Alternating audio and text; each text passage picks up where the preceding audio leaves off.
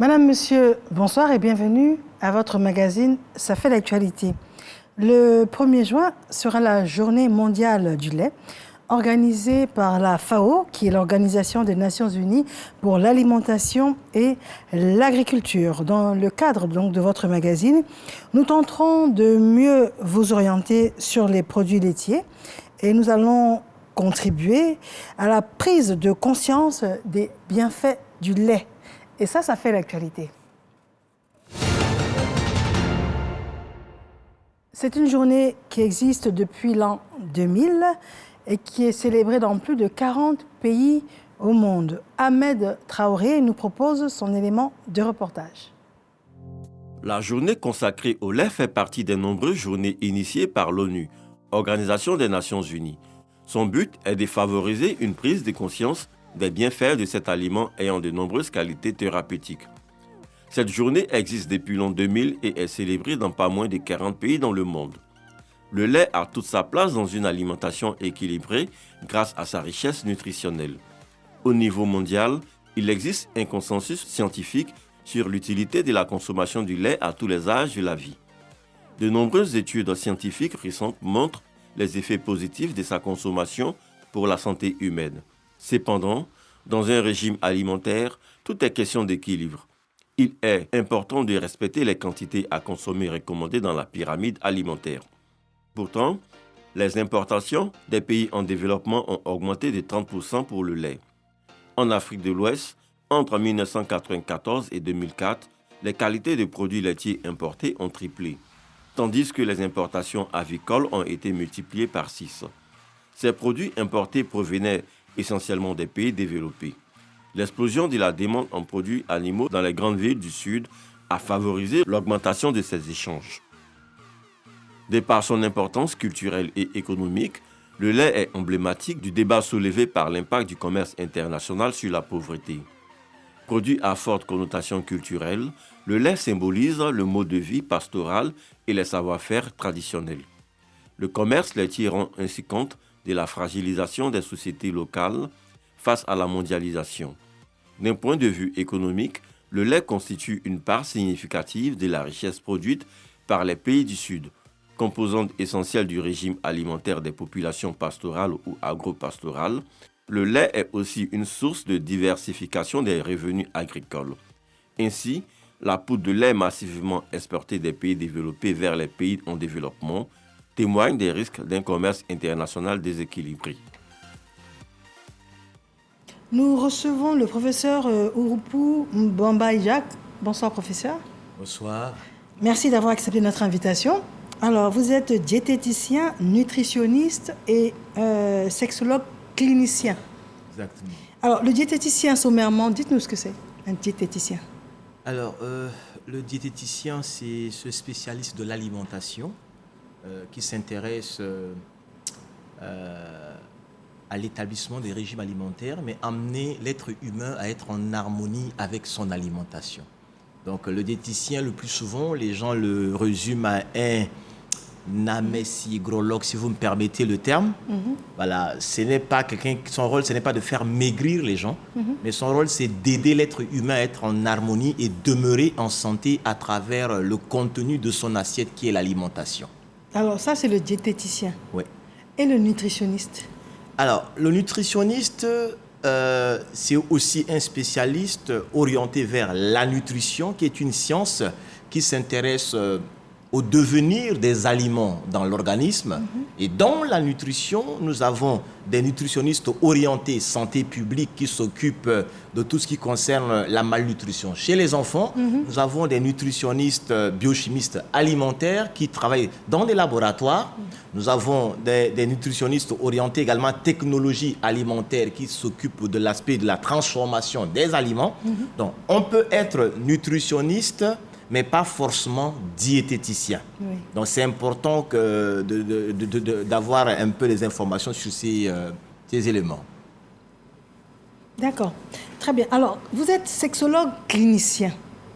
Alors, sexologue clinicien, la question que je me suis posée quand on préparait l'émission, c'est est-ce que ça a un lien avec, a priori je ne vois pas, avec la nutrition et la diététique? Alors, une très belle question. Vous savez que aujourd'hui, nous parlons de la prise en charge holistique de l'être humain. C'est-à-dire que c'est de s'occuper de corps, l'âme et de l'esprit. Oui. Mais lorsqu'on parle de la sexualité, c'est aussi psychologique que physique, mais aussi l'aspect alimentaire. Donc, lorsque quelqu'un ne mange pas de manière équilibrée, ça peut impacter, par exemple, sur la libido. Oui. Lorsque quelqu'un est soumis à des épisodes de stress, ça peut aussi perturber et le tube digestif, mais aussi la sexualité. Donc, aujourd'hui, il n'y a pas assez de sexologues, malheureusement, parce que les gens pensent que c'est un sujet tabou. Et le sexologue, c'est ce spécialiste-là qui s'intéresse à l'épanouissement de la sexualité au sein d'un couple, mais aussi à gérer les dysfonctions ou bien tout ce qu'il y a comme pathologie liée à la sexualité. Voici le rôle que joue le sexologue. Ah oui, parce qu'effectivement, si on ne se sent pas bien dans sa peau, problème de poids ou de santé, ou bien problème gastrique, par exemple, c'est sûr que la sexualité ne devient pas prioritaire. Ah oui, exactement. Donc, je pense que l'alimentation, la gestion des kilos émotionnels impacte sur l'épanouissement sexuel. Effectivement, c'est une excellente combinaison. Merci. Alors, on parle de lait, bien évidemment. 1er juin, la journée internationale du lait. Lait maternel, lait artificiel, comment est-ce qu'on peut les sérier ? Alors, spécialement pour cette journée mondiale du lait, je pense que l'accent est orienté beaucoup plus sur le lait artificiel. Voilà. Parce que déjà, le lait adéquat, qui est recommandé déjà par l'UNICEF et tout le reste, c'est d'abord le lait maternel. D'accord ? Voilà, qui est ce lait adapté à l'autre, au nouveau-né, jusqu'à l'âge, bien sûr, de 2 ans. Mais au-delà de ça, il y a aussi le lait artificiel. Il y a aussi le lait artificiel qui est aujourd'hui tellement prisé. Et donc, cette journée mondiale qui est orientée lait permet effectivement de s'arrêter et se dire, est-ce que la production du lait artificiel respecte les normes? Est-ce qu'il ne faudrait pas améliorer la conservation du lait? Est-ce que ça se fait de la bonne manière?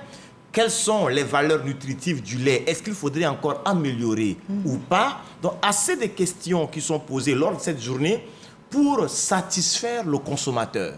Donc, je me dis qu'avoir une journée pour conscientiser et essayer d'amener le consommateur à lui-même être acteur de sa santé, je trouve que c'est une très belle approche. Alors, quand je vous écoute parler, ça m'interpelle, parce que quand vous dites lait artificiel, le lait animal est-il lait artificiel?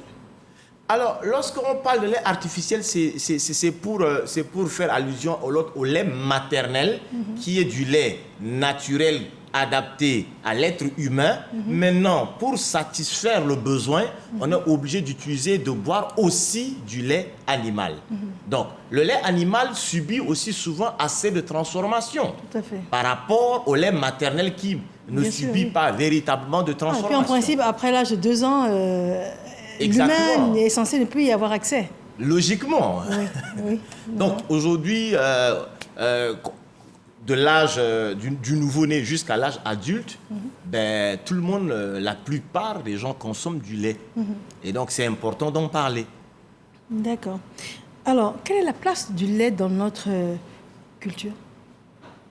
Alors, une très belle question parce que, au temps des aïeux, le lait a une place primordiale parce que lorsque nous regardons nos cultures, lorsque les parents au temps d'avant, lorsque tu as des bœufs ou bien tu as des vaches, le fait d'avoir du lait permet de résoudre même certains conflits. D'accord? Voilà. Ça permet aussi, même lors des dots et autres, on utilise du lait. Donc, sur le plan culturel et sur le plan sociétal, véritablement, le lait a un rôle capital à jouer. Malheureusement, aujourd'hui, on se rend compte que cette place que le lait jouait en temps n'est plus le cas. Avant, c'était beaucoup plus les hommes qui étaient au devant de la scène. maintenant, les hommes ont laissé cela aux femmes. Et donc, lorsque nous parlons de la production du lait et surtout locale, on regarde directement la femme. La femme. Voilà. Sinon, le lait joue un rôle capital aujourd'hui. La plupart des ménages que nous allons en milieu rural et autres, et surtout dans des pays à forte production du lait, le lait joue un rôle capital parce que même on ne peut pas, ça joue un rôle même capital dans le domaine de la sécurité alimentaire aujourd'hui.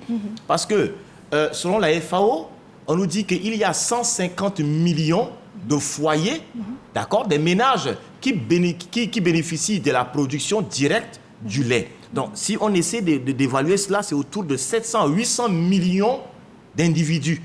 Ça veut dire que le lait joue un rôle capital.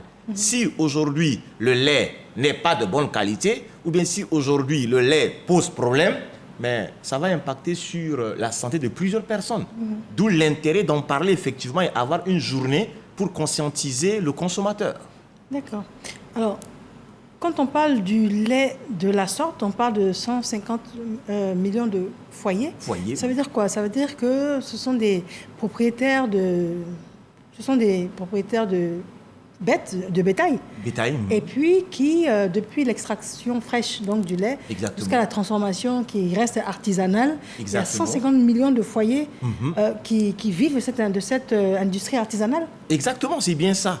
C'est-à-dire, lorsque je prends par exemple la personne qui a, c'est-à-dire que tout ce qui est comme la vache et tout ça qui produit du lait, comment je le transforme et tout ça. Donc, c'est toutes ces personnes-là. Et qu'après évaluation, il y a plus de 150 millions de foyers qui dépendent de manière directe. Maintenant, de manière indirecte, ben, c'est des milliers de personnes. Et surtout que d'ici à 2050, la population mondiale va migrer jusqu'à 10 milliards. Ça veut dire quoi? Ça veut dire que la demande également va augmenter. Et donc, si la demande augmente, qu'est-ce que nous faisons concrètement pour satisfaire cette demande et garder une bonne qualité de ce lait? Ça, ce sont des questions que, lors de telles journées, les scientifiques se retrouvent pour regarder comment continuer à garder la même bonne qualité du lait. Qu'est-ce qu'il faudrait faire? Donc, ce sont des thématiques qu'il faudrait réfléchir tout en conscientisant également le consommateur.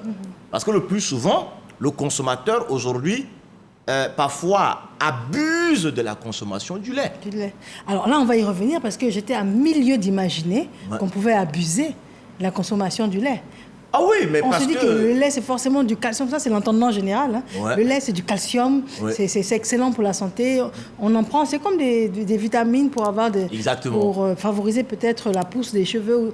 On a le sentiment qu'on n'en abuse jamais. Mais là, vous allez nous le développer. Mais dites-moi, dans quelle région de la Côte d'Ivoire est-ce qu'il y a le plus de concentration de production artisanale de lait? Alors, en Côte d'Ivoire, nous avons la zone de Odiéné. Et également dans la zone de Korogo. Il y a une forte production véritablement de manière artisanale du lait, mais aussi au niveau de l'Anader, vers la zone également de Bingerville. Les gens également produisent et là en respectant les normes véritables pour mieux aider à avoir une bonne qualité du lait en Côte d'Ivoire. Voilà. Alors maintenant, pour les besoins ivoiriens, dans une proportion, quelle est la proportion par rapport à la production locale? Mais est-ce qu'on est d'accord que la production locale reste artisanale? Oui, ça reste artisanal. Alors, cette production artisanale, je suppose qu'elle n'arrive pas à couvrir les besoins nationaux. Effectivement,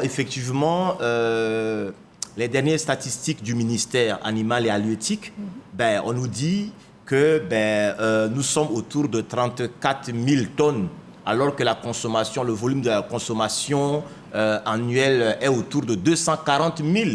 Donc, c'est comme si la production nationale de la Côte d'Ivoire en matière du lait est seulement que de 19%. Et donc, 81%, il y a un déficit de 81%.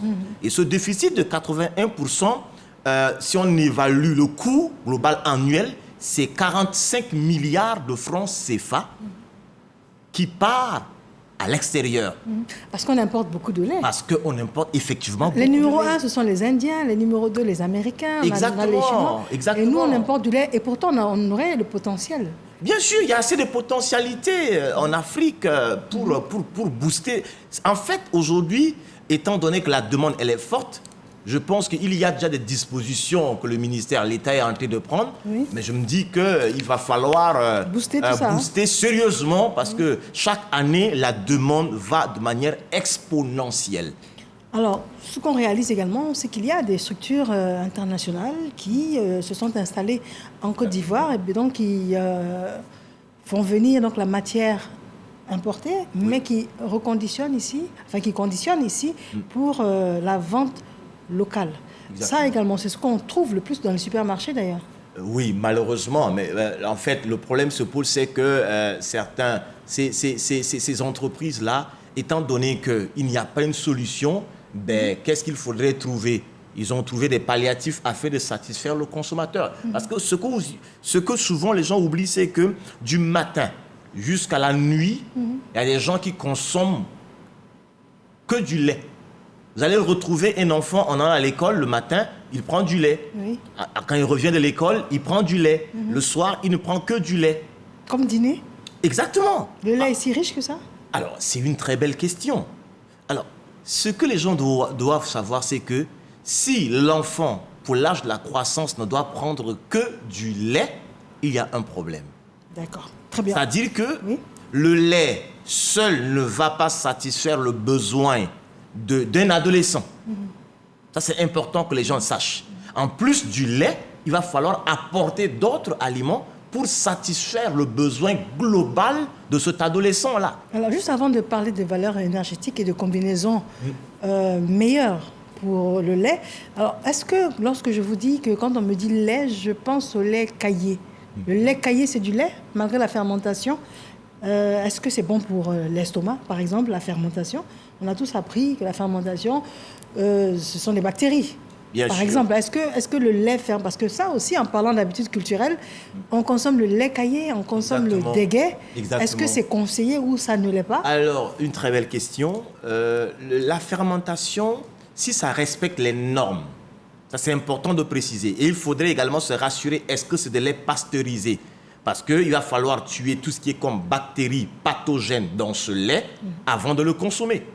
Parce que si ça ne respecte pas les normes, ça risque d'être encore source de contamination pour le consommateur. Quand vous dites pasteuriser, est-ce qu'une dame comme moi qui sur les réseaux sociaux, je me trouve un talent pour faire du déguet, du lait caillé, et puis je signe en disant Mariam Touré vend de lait caillé sur les réseaux sociaux. Est-ce que j'ai la capacité de pasteuriser ce lait-là ou forcément non? Logiquement, on se dit que si le lait doit quitter, je ne sais pas, une zone A avant de venir dans une zone B, logiquement, ça doit respecter les normes. Mais si ça ne respecte pas les normes et que Madame X vient acheter et que ce n'est pas pasteurisé, ça risque d'être un problème de santé publique. D'accord. C'est pourquoi... La dame qui chez elle, prend du yaourt, prend du lait en vrac, et puis de l'eau chaude, par exemple, et puis un peu de sucre, par exemple, et puis qui fait son lait caillé, et puis qui ferme avec un tissu. Oui. Tout ça, pour ne pas qu'il y ait de lumière, et puis qu'il laisse reposer un jour entier pour que ça devienne... Est-ce que ça, c'est pasteurisé? Non, en fait, la pasteurisation, c'est le fait de prendre, par exemple, du lait naturel et qu'il va falloir bouillir et tout ce processus-là qu'on appelle la pasteurisation. Donc, normalement, si je dois vendre quelque chose pour le commun des mortels et que ça doit être... tout le monde doit avoir accès, il va falloir respecter les normes. Parce que facilement, on peut contaminer des milliers de personnes. D'où... le rôle que joue l'État, mais également le consommateur doit être aussi averti. Parce que lorsqu'on a, par exemple, des yaourts et que la date de péremption est déjà dépassée, logiquement, il va falloir ne pas les consommer, par exemple. Donc tout cela, c'est pour éviter d'exposer la santé du consommateur. D'accord. Voilà. Alors, on parle de lait en vrac, on parle de lait caillé, on parle de lait sucré également. Oui. Alors, quand on préparait l'émission, il y a quelque chose qui m'a interpellée. C'est quand vous m'expliquiez que le lait sucré était une combinaison dangereuse. Oui, parce qu'au fait, malheureusement, tout à l'heure, vous avez parlé de déguet. Oui. La plupart des déguets sont hyper sucrés. Oui. Le problème, c'est que le sucre lui-même n'est pas le problème. Okay. Mais le fait de trop sucrer le lait pose problème. Imaginez qu'un enfant qui va à l'école, on lui fait du lait, on y met beaucoup de sucre. À midi, plein de sucre. Le soir encore. Donc, c'est comme si arrivé à un certain niveau, ça devient de l'addiction. Quand on va lui donner du lait sans sucre, il ne va jamais en prendre. Parce que, pour votre information, le lait maternel n'est pas sucré ni salé. C'est important que les gens comprennent cela. Donc, naturellement, nous sommes conçus à ne pas manger trop sucré. Malheureusement, les gens en abusent. Et quand on prend beaucoup du sucré avec du lait, on est en train aussi de faire du mal parce qu'à un certain niveau, on serait même en train de détruire ce qu'on appelle le microbiote, c'est-à-dire que les bonnes bactéries au niveau de la flore intestinale. La flore intestinale, voilà, d'accord. on serait en train de les Déjà, détruire. si tôt on prend de mauvaises habitudes avec les enfants, Exactement. après ils auront un problème de Mais bien digestion, sûr, donc de flore digestion, bien intestinale. sûr, des flatulences, des gaz intestinaux qui vont pas, il sera difficile de les gérer. Alors, les personnes qui nous suivent donnent sûrement, enfin certaines d'entre elles donnent des céréales avec du lait. Du lait, exactement. Et du lait entier, donc ça veut dire qu'il est gras. Bien sûr. Mais ça veut dire qu'on se dit que l'enfant est en pleine croissance, il a besoin d'acides aminés, il a besoin de gras. Les céréales, c'est bon pour la digestion. Et on donne du sucre parce qu'on se dit que c'est meilleur avec. Exactement. On fait mal de faire ça? En fait, oui, parce qu'à un certain niveau, tout est hyper raffiné. D'accord. Ce n'est pas mauvais de donner du lait à un enfant. Mais il faudrait aussi amener cet enfant à intégrer des crudités, des légumes. Le plus souvent, on intègre peu de légumes accompagnent ce qu'on propose aux enfants. Mais par exemple, au petit déjeuner, avant qu'il aille à l'école, Ben, l'enfant peut prendre du lait avec une tranche de poire ou bien une tranche de mangue. Ça peut se faire, ou bien soit à 10 heures, comme collation de 10 heures, je peux mettre, je sais pas, une pomme dans son sac. donc ça veut dire que le lait, quand on rajoute des légumes ou des fruits, ça équilibre ce que le lait peut apporter à l'organisme. Alors, le lait, tout dépend de quel type de lait, quelle est la qualité du lait et également le processus même de l'élevage, en fait, qui a été fait. Il y a beaucoup d'éléments qu'il faut prendre en compte pour parler Je vais de en la supermarché, qualité. j'achète ma boîte de lait. Il y a 3-4 marques assez connues. Oui. J'achète ma boîte de lait. Je ne lis pas forcément. Je me dis que c'est vendu en supermarché, ça va. Ou bien je vais à la boutique du quartier, Oui. j'achète du lait en vrac. Exactement, je Voilà. vois. Donc, j'ai les deux options. Ou bien j'achète du lait concentré sucré.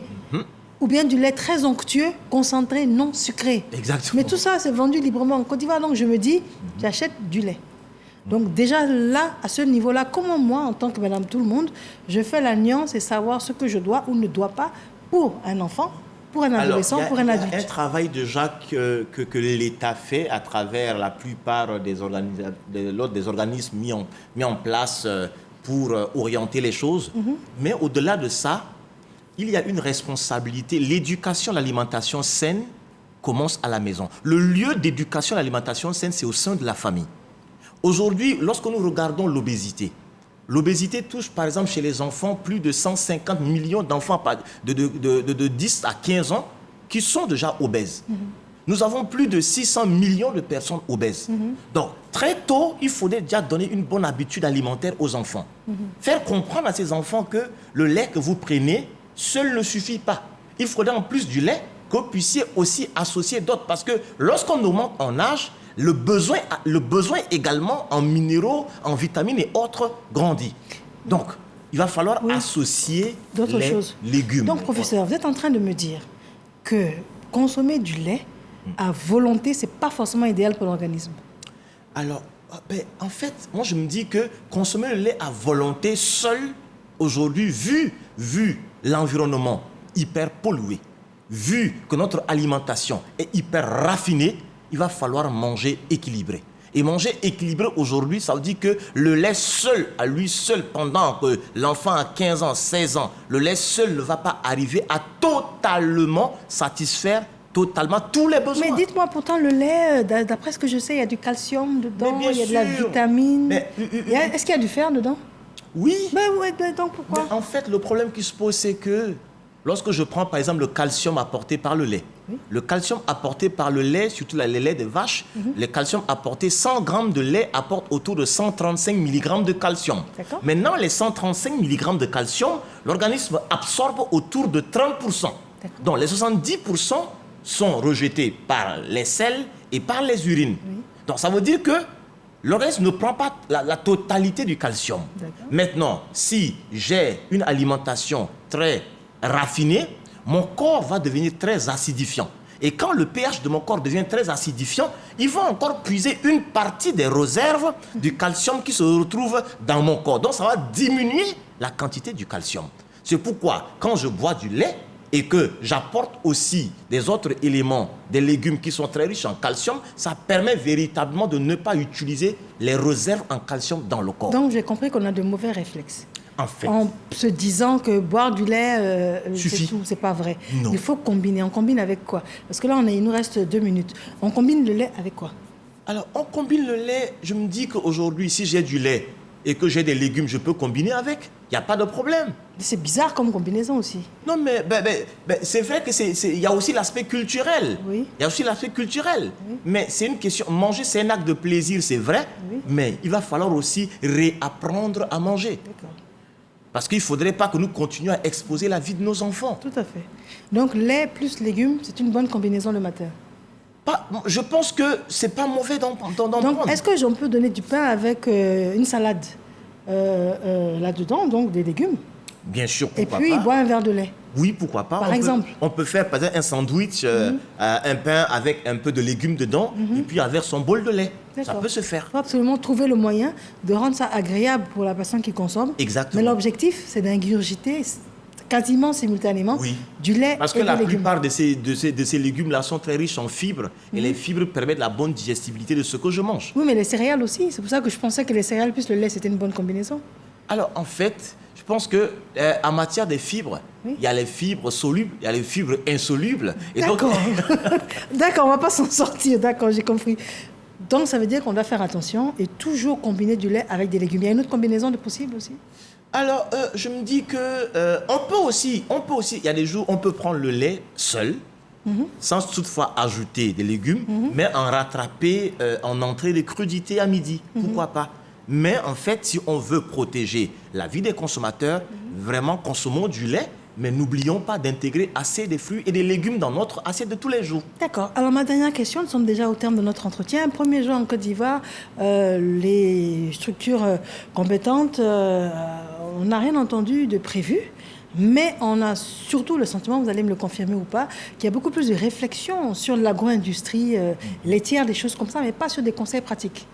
Exactement, le constat il est réel, hein, parce que aujourd'hui, l'autre parlait de la journée mondiale du lait. Oui. Il est important qu'on puisse conscientiser, organiser des séances, en fait aller dans des écoles pour en parler avec des parents, des élèves, et tout cela, pour les amener aussi à une prise de conscience et surtout des conseils pratiques pour aider le consommateur à être lui-même acteur de sa santé. Très bien.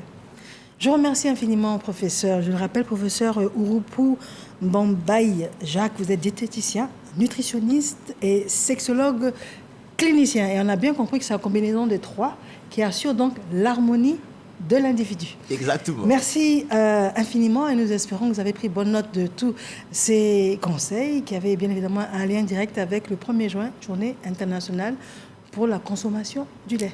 Merci de nous avoir suivis. Bonsoir.